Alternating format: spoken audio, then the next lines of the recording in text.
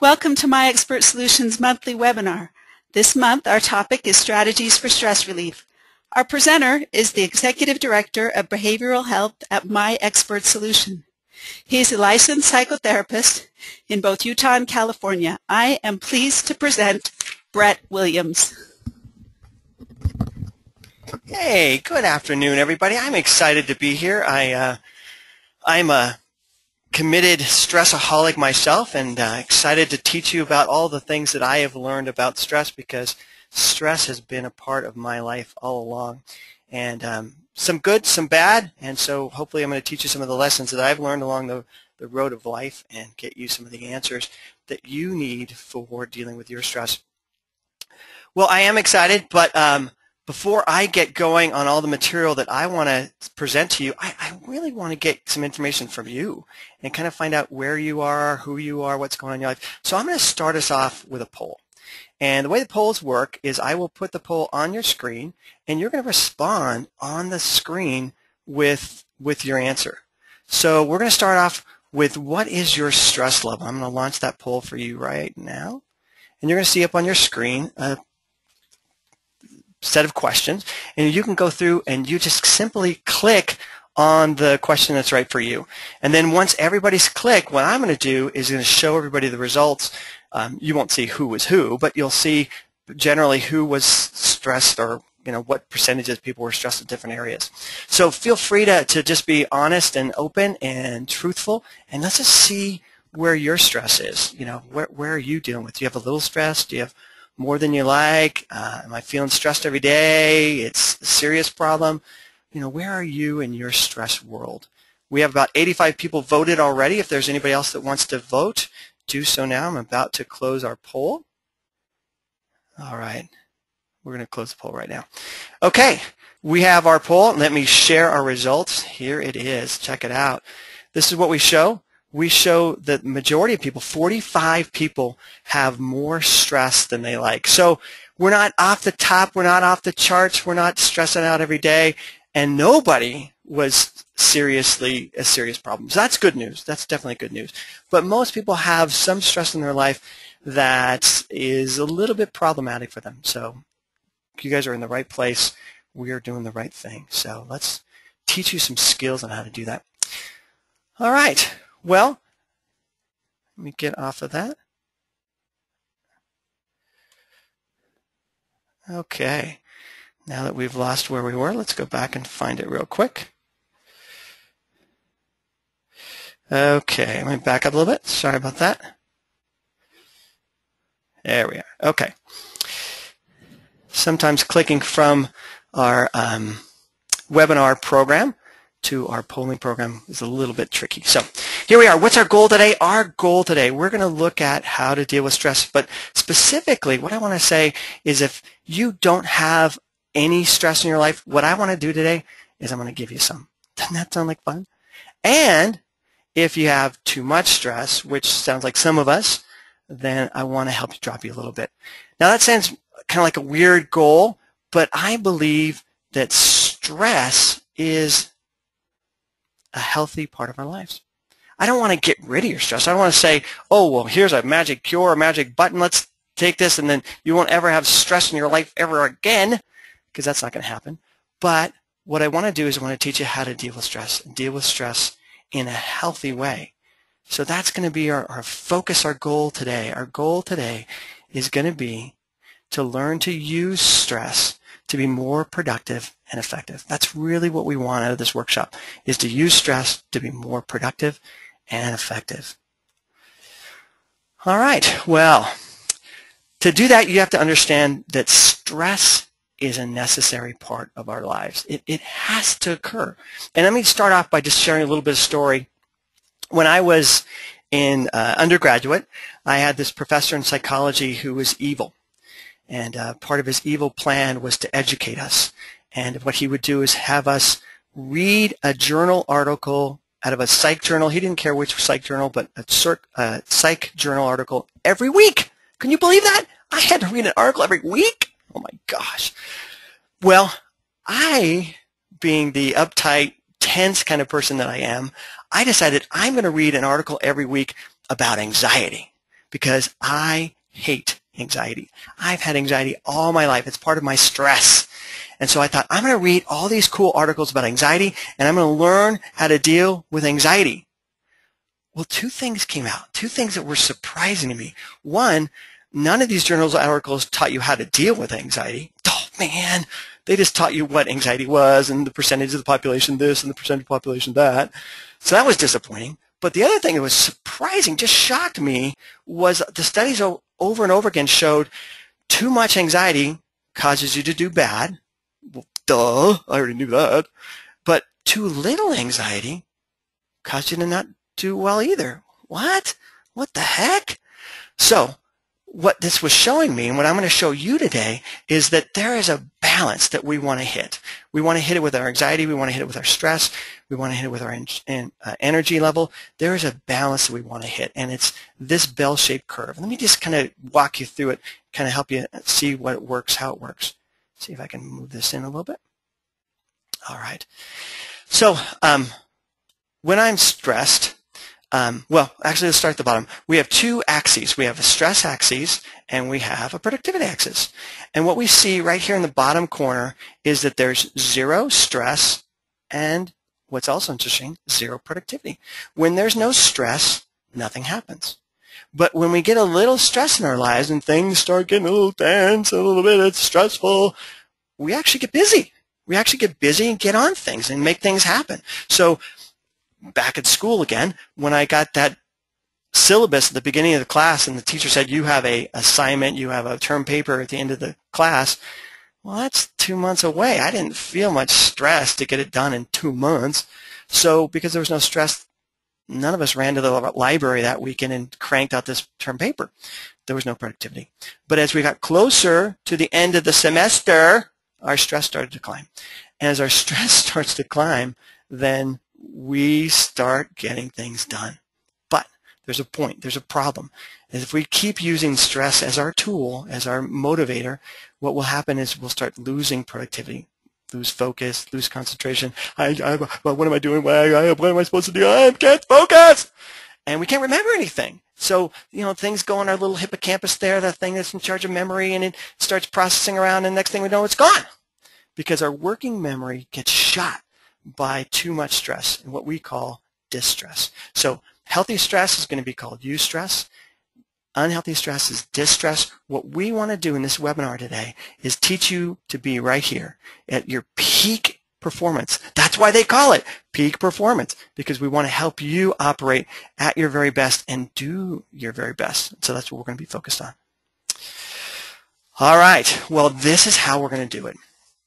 We have this nice gentleman here, and he's thinking about 4 different things. And these are the 4 things that really have to do with creating stress in our lives. We have our environment, we have our thoughts, we have our health, and we have our emotions. These 4 elements are going to play a pivotal role in how stress works out in our lives and how we can start balancing and learning how to deal with stress. But before we go too much farther, let's do another fun poll, all right? This poll is going to be, let's see if we can do this poll without messing up our program.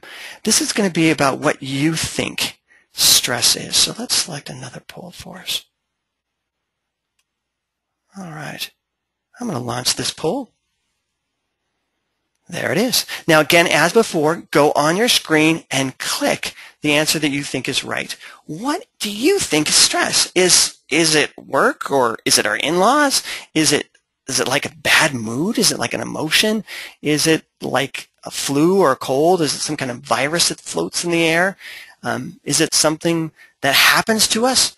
Or is it something that we make happen? What's your thoughts? What do you think stress is? What do you think stress is? We have about 73% of you have responded so far. 80% have responded so far. Let's get everybody responding. All right, I'm going to close the poll right there. Good. Now I'm going to share our poll.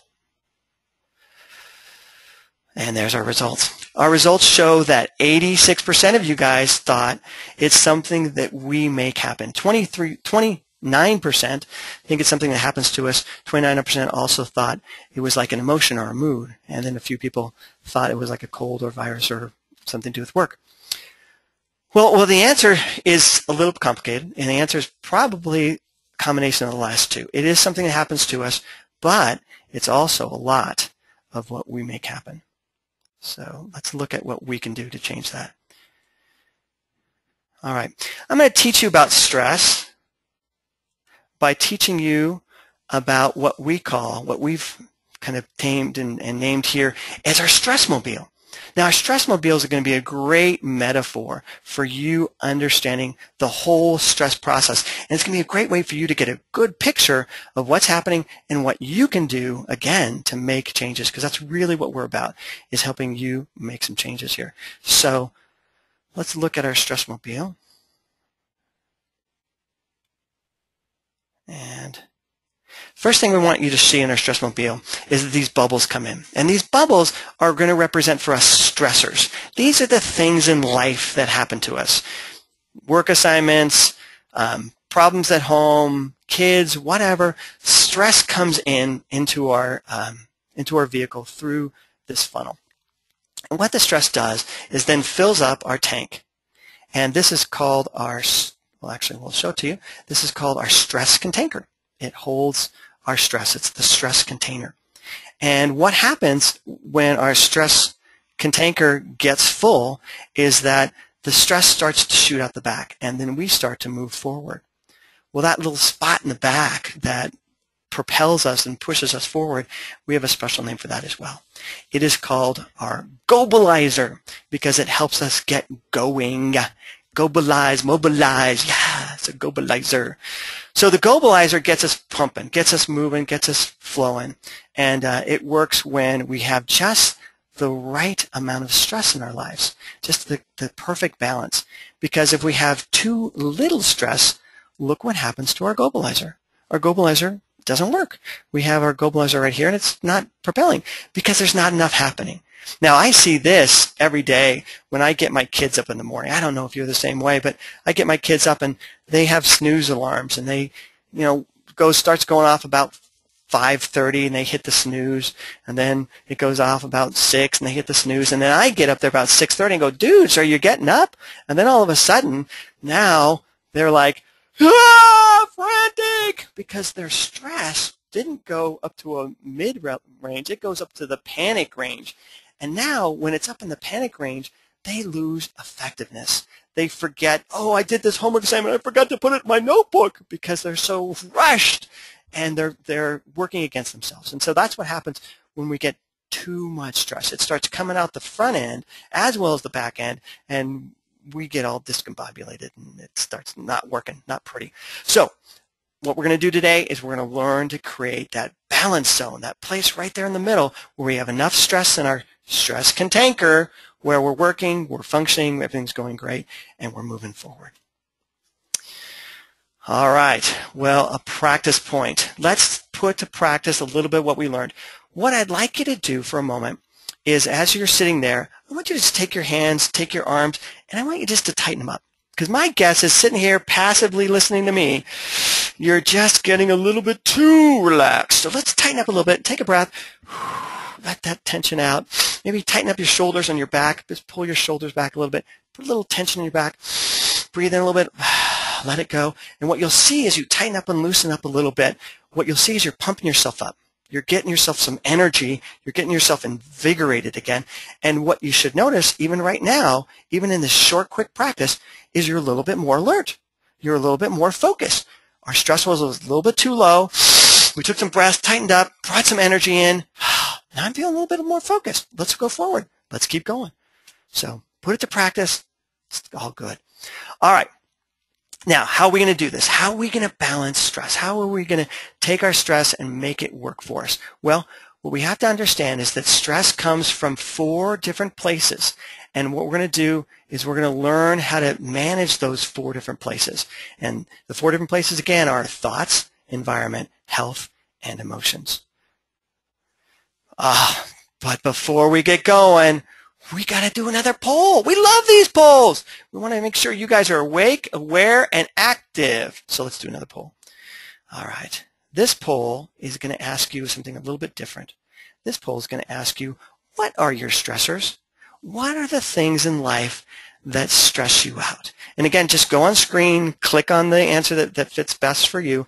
And I think this particular one, you can give multiple answers. You can say 2 or 3 different things. So don't feel like you're limited. Oh, which one should I pick? Pick them all if they fit. Don't pick them all if they don't fit. But I'm just curious to hear from you guys again. What are your stressors? What are those little bubbles coming into your stress container? What are the stressors for you in your life? All right, we're about 67% done. People are still loading on. Hey, we're at 73. Good. Up in our 80s. Good. All right. Let's close our poll. All right, now I'm going to share our poll with you, and this is what the answers we got. Pretty cool. 79% of you said personal relationships. Isn't that neat? Isn't that kind of interesting?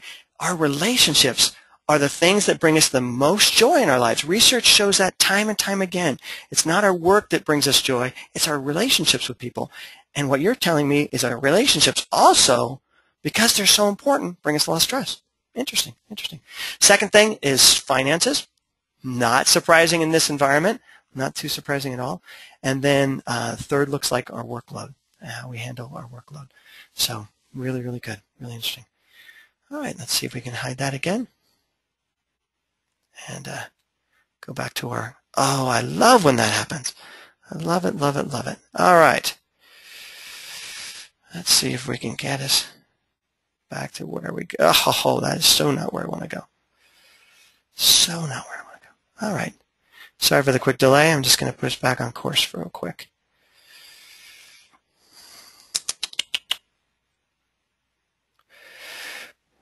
Okay.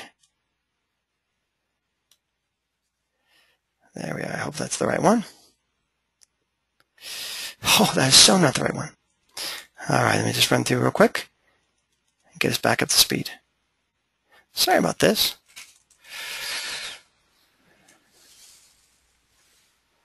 Okay, now we're back up where we need to be.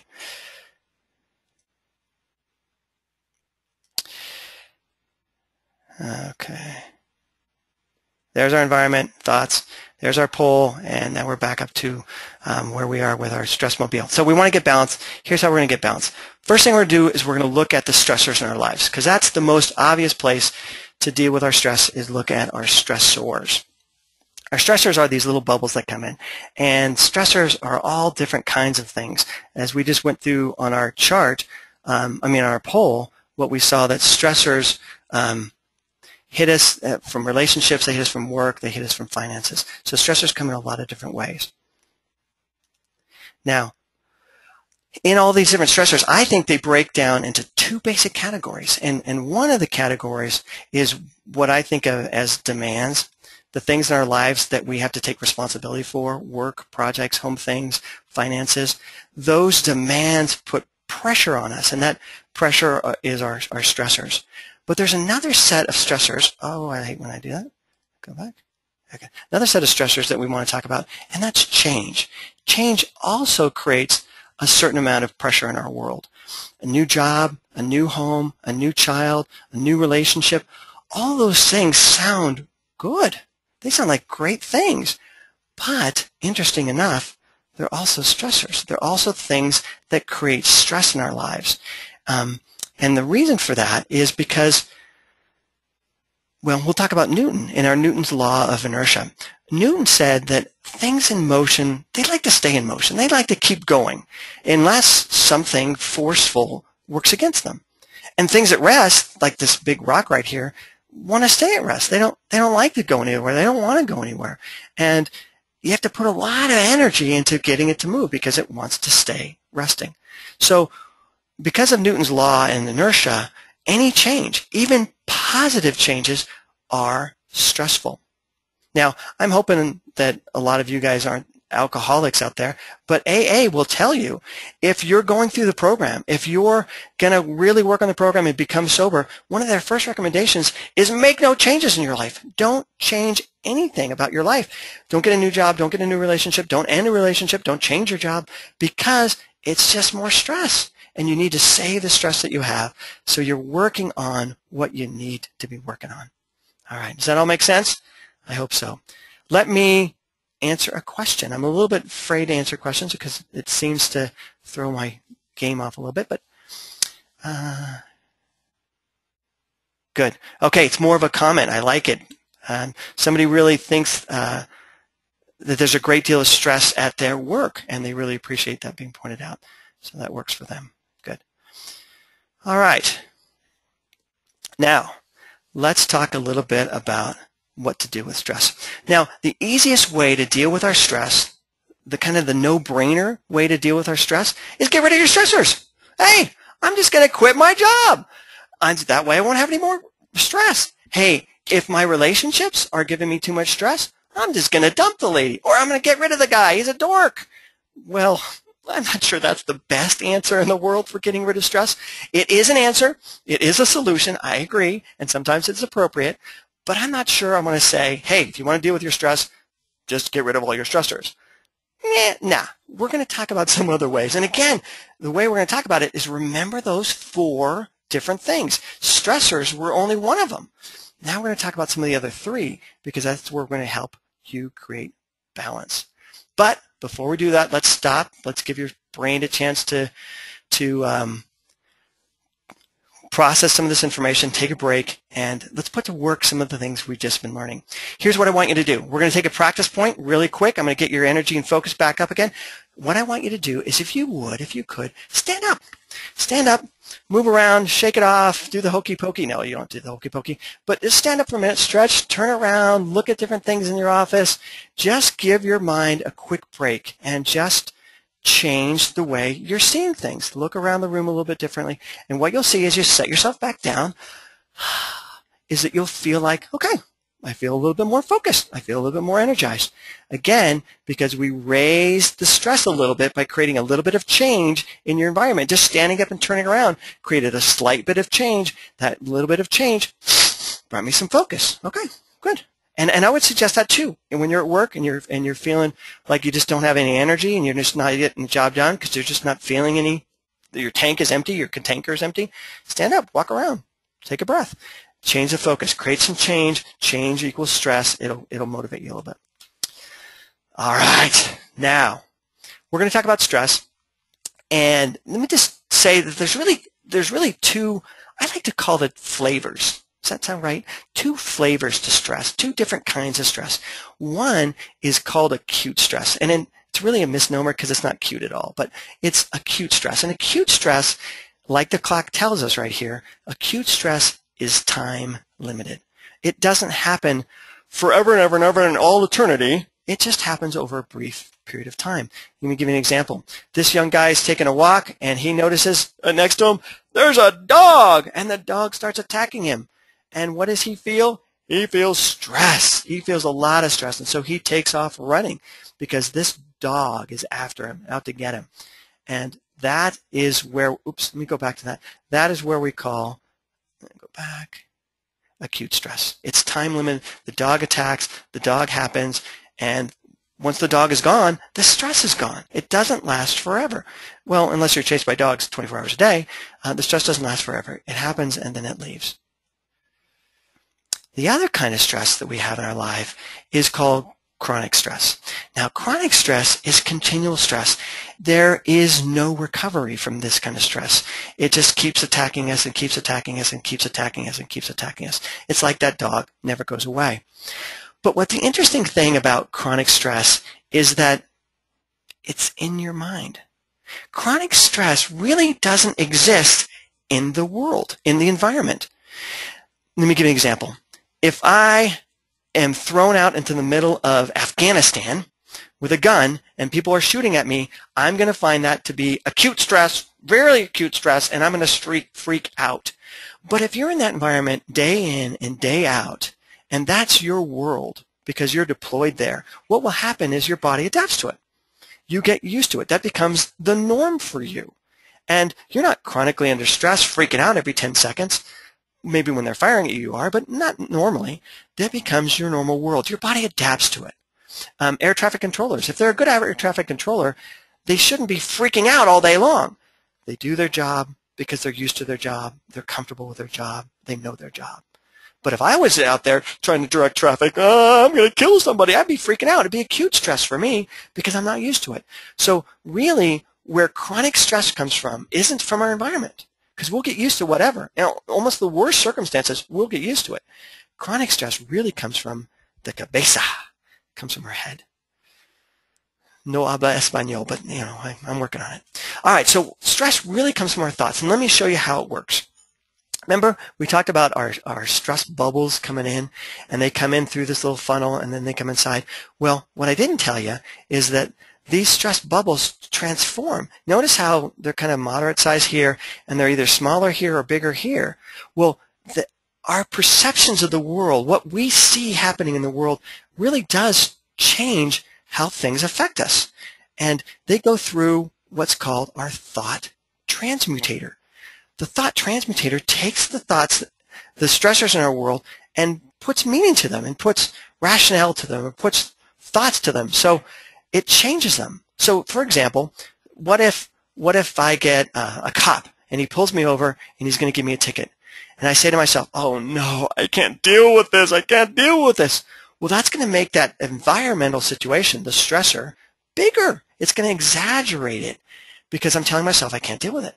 But if I get pulled over and I say, oh, no big deal, this is no big deal, I'm going to deal with this, and I'm thinking in positive ways, it's going to make that stress smaller. So how I think about my stressors that come in dramatically change my stressors. So hopefully you're beginning to see the picture. I don't need to get rid of my stressors. One thing I can do to start to create balance in my stress level is change the way I think about my stressors. All right, let's go through and look at some ways, healthy and unhealthy ways, that people look at the world and begin to change our stressors. Make sense? All right, number one, let's see this gal. She is sitting here, she's looking at the mirror. This is what I call personalizing. Oftentimes, when something happens, an event happens, and let's go back to that being pulled over and getting a ticket. Sometimes people personalize it. Oh, I'm getting this ticket because I'm a bad person. I'm a bad human being. I got pulled over because this is my karma. This is my destiny. This is me. Well, if you think that way, that's going to really bump up your stress. That's going to take that small stressor and make it even bigger. We all know that phrase, making a mountain out of a molehill. Well, this is doing it right here.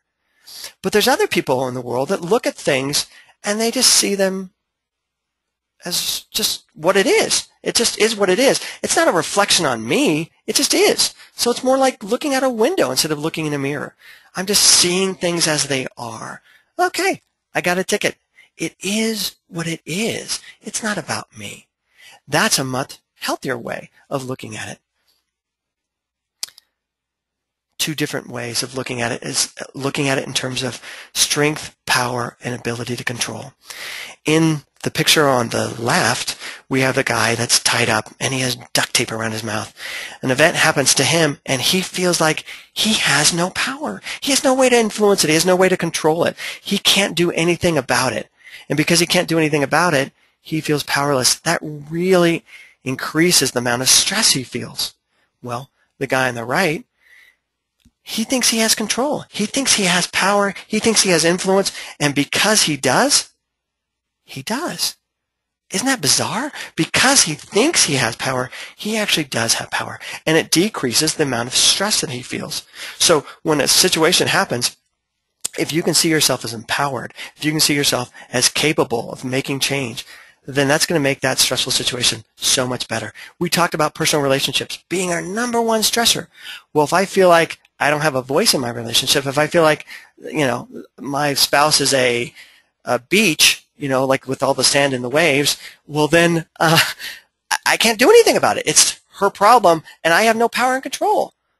Well, that's a bad thing because that's going to leave me powerless. But if I believe, no, beaches aren't born, they're made.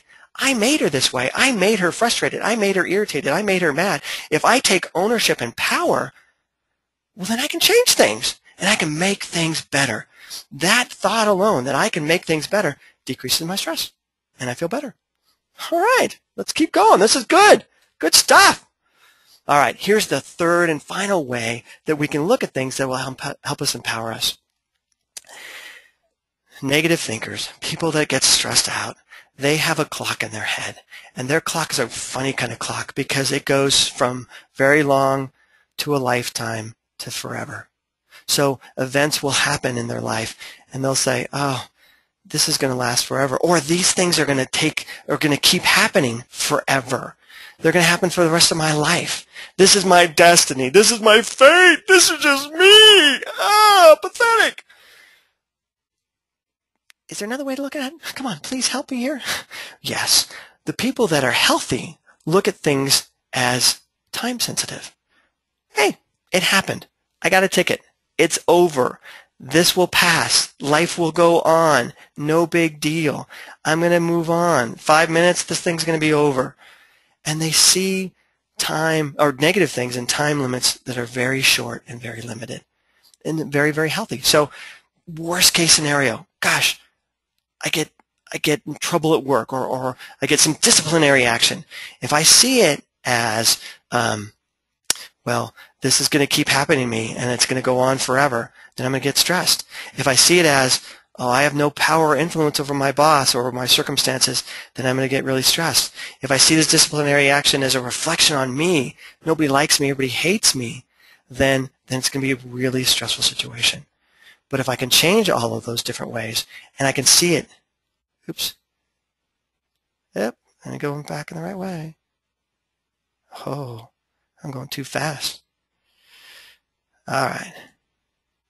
There it is. If I can see it in a healthy way, if I can see all the ones on the right side, then I'll be able to deal with my stressors mentally by putting in the right attitude. All right, well, there's other ways to deal with stress. One way is mental, but let's look at some of the other ways to deal with stress. But before we do that, let's do a practice point. All right. Again, we're going to break, and we're going to give a chance for your mind to process what we've learned. What I want you to do is I want you to think about one of the stressors. Most of us said relationships. Some of us said finance and work. But I want you to think about some of the stressors we identified. And I want you to think about you as capable, you as powerful, you as effective. And I want you to imagine yourself and even say to yourself, I can do this. I can make changes here. I can make influence here. I can make this work. I can make this turn around. And I want you to just tell yourself, I can do this. I can do this. I can do this. I'm going to find a solution. Even if the solution doesn't appear obvious at this moment, I want you to tell yourself, I can find a solution. And then I want you to imagine that negative stressor working out. I want you to imagine yourself taking that negative situation and making it a positive. I want you to imagine good things happening in your relationship, work, and finances. And just repeating all along the way, I can do this. I'm going to make this happen. I don't know how, but I'm going to make this happen. I'm going to make this happen. I'm going to make this happen. And just notice, how does that stressor feel? Maybe from 0 to 10, was it a 10 a moment ago, and now it's a 5 or a 4 or a 3? Just notice where it is by just putting on a new attitude, new thoughts in your brain. How does that stressor feel now? All right. Here's another component that we can look at that's really going to help you deal with stress. It is your health. It is your body. It is the container which holds your stress. All right? We talked about the stress container. That's the thing that holds our stress. What we can see by looking at healthy and unhealthy pictures of our stress mobile is that our stress container really has changed. Here in this healthy stress container, it's big. And in the unhealthy stress container, oh, please, don't do that to me. I don't like that. Let me go back to, there he is. All right. In my unhealthy stress container, it gets small, it gets narrow, and it really limits the amount of stress I can handle. So now a small amount of stress pushes me up, and we can see in the discombobulator, we can see it shooting out the front end, that all of my stress just gets ejected out the front end. And I'm not dealing well, I'm not functioning well, I'm not doing what I should be doing. So what we want to do is we want to say healthy people deal with stress better than unhealthy people. So one of the best things that we can do is to remember to be as healthy as we can. We may be going through a huge stress in our life, maybe something really positive like graduation, a job promotion, getting married, and we want that stress, and we're thinking positive thoughts about it, but it's still overwhelming. Well, one of the things you can do to help yourself deal with that stress is be healthy. The healthier you are, the easier it's going to be to deal with that stress. But there's a problem, and the problem is this. Busy habits are typically bad habits. I hate to say it, but it's totally true. Let me tell you a little bit about what I mean. Typically, when we get stressed, we get overwhelmed, there's a lot of pressure, a lot of deadlines, a lot of things happening in our lives, we start cutting corners. And where do we cut corners? We cut corners on all of our healthy habits. So normally, if you get 8 hours of sleep, when you're stressed, well, A, you're going to have trouble getting to sleep and staying to sleep, but you're also going to find yourself cutting the sleep down. Oh, I need to stay up a little bit later. I gotta just work a little bit longer. I'll go to bed just maybe a half hour, an hour later, because I can be more productive. So I think, but that's really a fallacy, because if I stay up an extra hour, I'm not going to really make up more work. I'm going to actually lose productivity. We're going to go back to that bell-shaped curve. We're going to lose productivity. Well, same thing is true with our eating habits. When I'm healthy and I'm feeling good and I'm not a lot of stress, I tend to eat healthy, and I tend to make more salads and take more time to make good, healthy meals. But when I'm stressed, I don't got time to make good meals. I'm going to grab what I can and go. And what do we grab? Well, it's usually not carrots. It's usually French fries. It's usually the hamburger. And so we start developing unhealthy habits because we're feeling stressed. I need more energy, man. I need to be more productive. I need to get more going here. I need to do more. Coffee, stimulants. That's the bad answer, but it's an unhealthy answer. It's one of those busy habits are bad habits, and we need to learn to change those bad habits back to our healthy habits. So in order to expand our container, because the bigger our container is, the healthier our body is, the more stress we can handle, we need to remember to eat right. I would even throw in here vitamins and nutrients. Your body burns a lot of vital nutrients when it's stressed out. You need to replace them. You need to replace them with healthy eating, and vitamins, vitamin C's, all those kind of things will help you replenish what your stress is burning off. You cutting those things out is just going to make it worse. Another thing you can do, I know it sounds obvious, I know it's a no-brainer, but you got to exercise. In fact, the more you're stressed, the more you got to exercise. Last night, I'm on the elliptical. Usually, I make sure I'm on the elliptical for at least a half hour. Last night, I was on the elliptical for 45 minutes, pushing it extra hard because I know I have all this extra energy about this webinar I'm doing today, and I need to blow that extra energy off. Exercise. Primo way to do it. It's going to really blow off the extra energy and help me feel healthier. Last way, make sure you sleep. And in fact, this may sound really bizarre to some of you people out there because you haven't done it since kindergarten, but naps. Man, naps are rocking. They're one of the best ways you can counteract stress. There's research studies done by NASA that shows that people that take a 26-minute nap, and I don't know why they come up with those numbers, but 26-minute nap really improve their performance like by a third, by 33%. It really helps them perform better on mental tasks by just taking a quick, refreshing nap. It seems counterintuitive. Stopping and taking a nap means I'm going to lose time, I'm going to lose productivity, but it actually helps productivity. So make sure you get enough sleep. Can't say it enough. All right, well, practice point for us.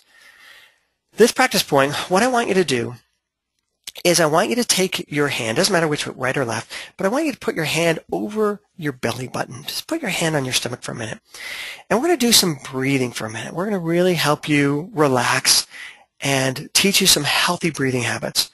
So what you're going to do, as you breathe in, I want you to imagine you have a balloon in your stomach. And I want you to imagine that as you breathe in, your stomach rises. And you can feel your hand on your stomach rise.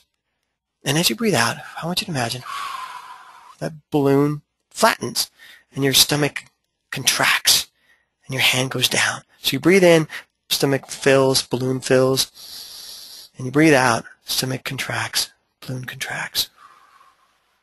Just imagine your lungs are in your stomach. Just breathe in and out for a minute. In and out, gently in and out. And feel yourself slowing down. I can feel myself slowing down. Good. Now, I want you to do one more thing. As you breathe in and out, I want you to double the exhale from your inhale. So if you take about 3 seconds to breathe in, I want you to take 6 seconds to breathe out. Breathe in, and then a real slow breathing out, twice as long. Because it's really that exhale breath that releases the tension. So instead of it coming out of the stress hole in the front of our vehicle, it comes out of our breath. Exhale it really slow. Good. Hope you can feel that. Hopefully you can feel that kind of feeling of relaxation and calm. All right. Well, let's do a little joke right here.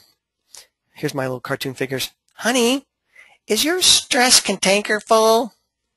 Yes! It's why I am so cantankerous! Well, that's really true. Stress makes us emotional. But the other is also true, that our emotions affect our stress. It works both ways. Us being stressed will make us emotional, but us being emotional will make us stressed. And as I show you, I have 2 of my stress mobiles here. I have him and her kind of stress mobile. As we look at these 2, we can see our female version of our stress mobile. She's happy. She's good. She's feeling positive. And she has out of the back end of her stress mobile right there, out of her Gobalizer, as you remember it, she has her spewing out some good, healthy stress, and she's moving forward. But we have over here Mr. Stressing Out, and he is blowing out stress out of his front end. And we haven't talked much about this, but this front end is called a stress discombobulator. And that's what he is. He is stress discombobulated because he's blowing stress out of his front end as well as the back end. And when he does that, he really loses effectiveness because his vehicle is no longer going forward as effective and efficiently as it could and as it should. So what we want to do is we want to help, well, let's see if we got a slide for it. Yeah, we want to help him find better balance. You can see that her stress discombobulator is higher than his, even though they have the exact same stress level.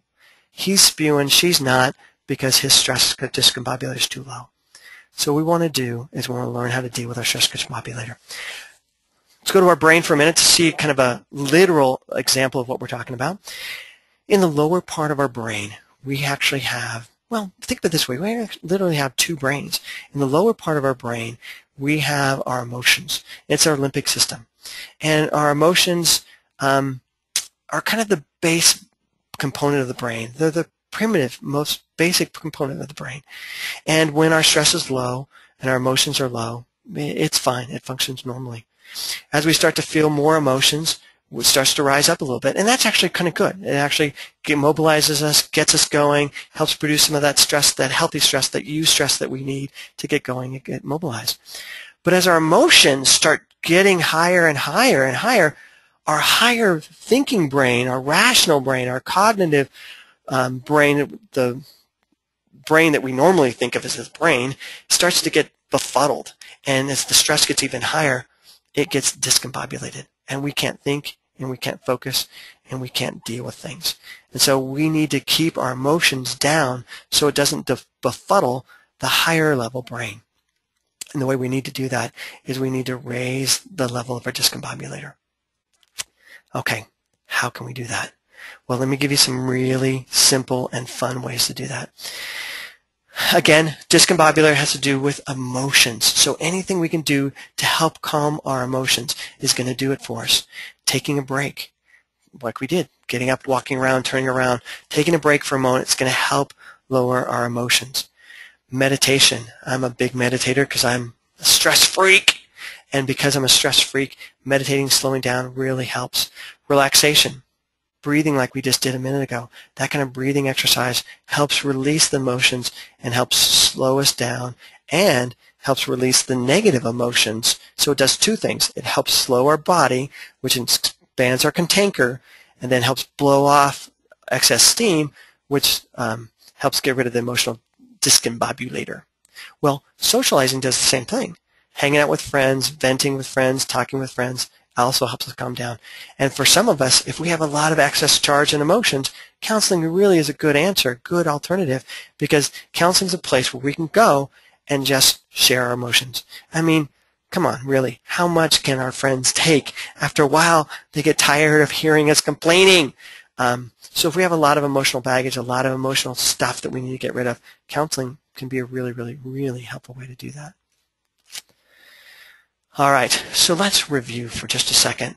We have our emotional, our stress mobile. He works best when the stressors coming in are not too big or not too many.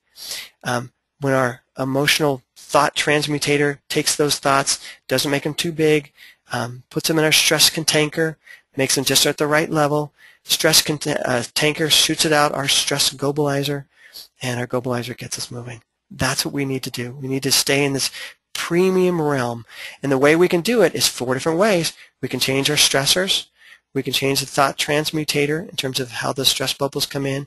We can change the size of our container. And we can also change our emotional discombobulator up here in front. So sometimes things are happening in our life and we just can't change it. But we can change and control over something in our life. And by having options, by having variables that we can play with, we can do different things, and it's going to help us to deal with our stress. Now, I would be remiss at letting you go before we get to put something into some more intense practice. So we're going to take the last few minutes of our webinar here, and we're going to practice something in more detail. So you can walk away with at least one really good handle on a technique and tool that you can use in your life. And what I want to do is I want to look at our thoughts. I want to change the why. And the reason why I want to look at our thoughts is because I really think our thoughts are a huge part of our stress. It's really why we have a lot of our stress. So dealing with our stress and dealing with this changing the why is going to be a really helpful tool for you. Now, what we're going to do is one of two things. In our brain, everything that comes in, it always gets processed. This is the way the brain works. It's what it's made to do. And since we were little, we always want to analyze things. Remember your 3-year-olds? Have you ever been around a 3-year-old? Their number one question is, why? Why? Why? And as soon as you answer that question, they're on to the next, well, why? Why is the sky blue? Well, because light waves, they get refracted, and why? No, not serious on that one. But they're always asking why, and they want more whys and more whys and more whys, because that's the way our brain is wired. We want to know why. But the way we answer that question, why, too many W's there, sometimes can stress us out. So let me give you an example. This guy, he's stuck in traffic, and man, he's just so burnt and frustrated, and this dude comes along and cuts him off. He just cuts right in front of him. And you can see all these cars, they all have their brake lights. But this guy right over here on his left, he doesn't have his brake light on because he's accelerating. He's moving right in on this guy. And our friend here, he's ticked off. He's kind of feeling frustrated. Hey, you, what are you doing? Why are you doing that? Hey, get back out of my way. So his why, what he's telling himself is really stressing himself. He's telling himself, this guy's disrespectful.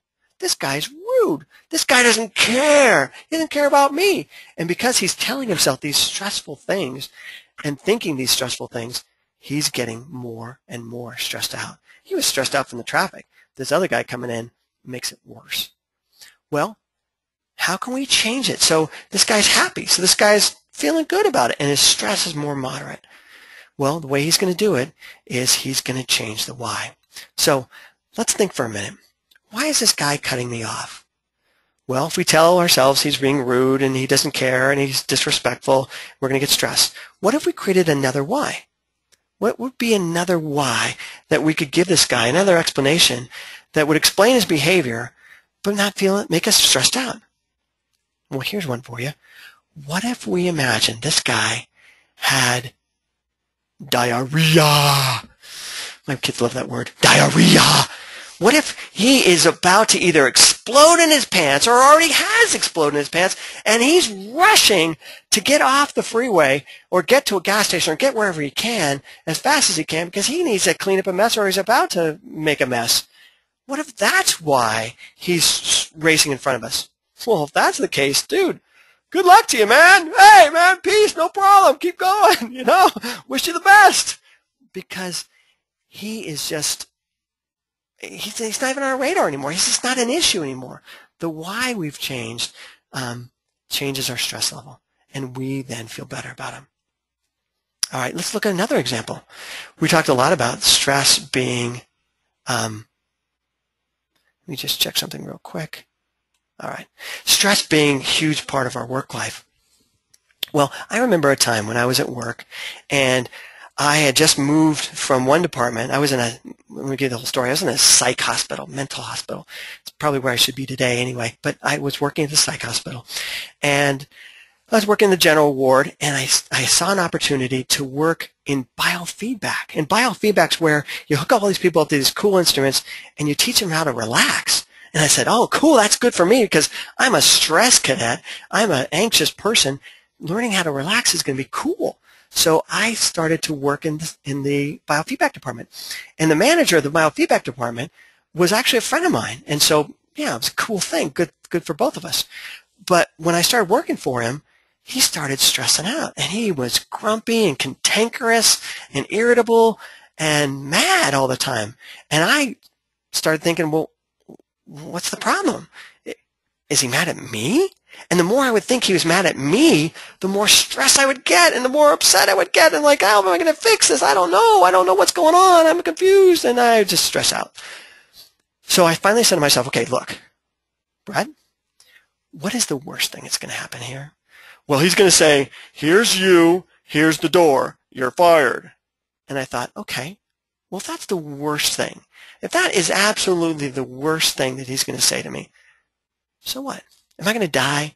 Is he going to die? Is anybody on the planet going to die if that happens? No, nothing's going to die. And what's going to happen?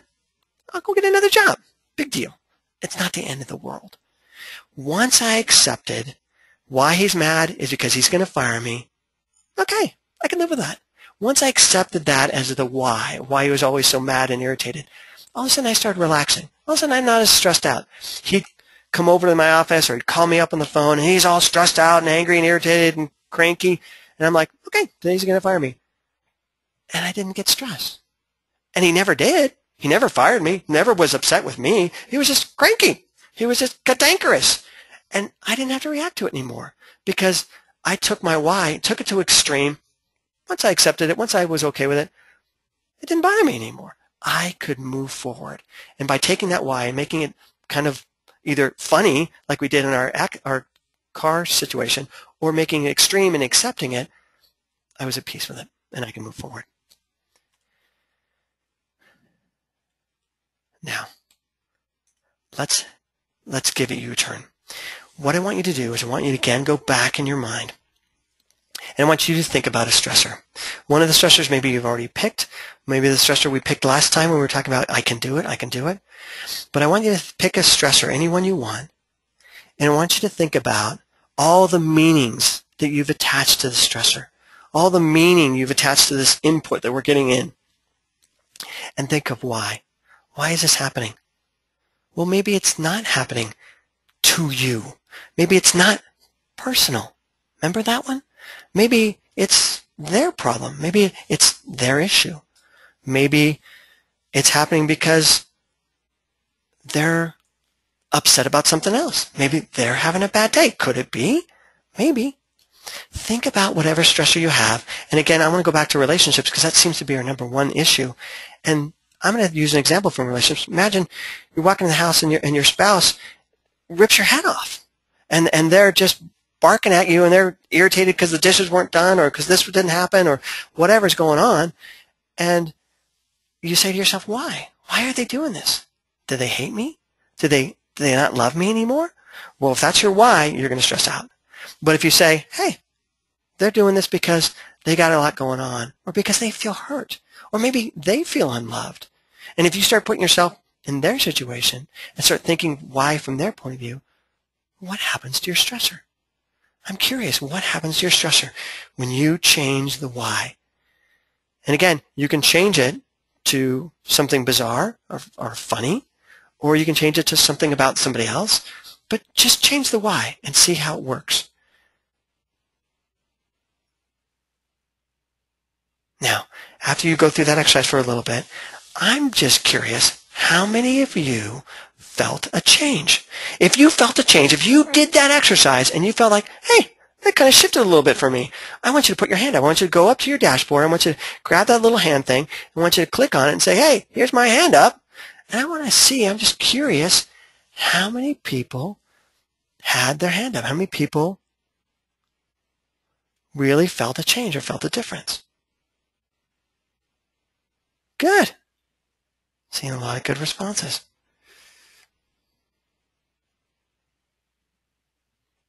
Good. Good. Well, it looks like quite a few of you, I wish I could show the numbers, but it looks like quite a few of you had a positive response to that, and that's definitely what I want. Great. Anybody else? Okay. I'm looking at least of the people that are active. Yeah, I'm seeing at least 75% of you feel like, hey, that made a difference for me. Good for you guys. Very good for you guys.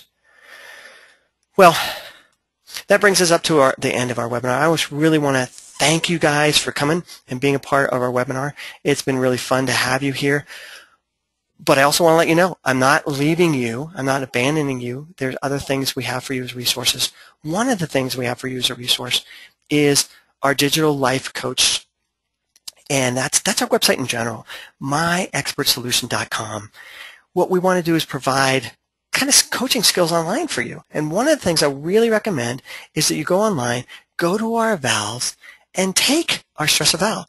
And I'm curious to see where your stress level is. And by taking our stress eval, you'll get a really accurate number of where you are with your stress. But hey, even more important than just getting an eval done and seeing some numbers, you're going to get some resources that are specifically tailored to you, depending on where you are and where you're scoring.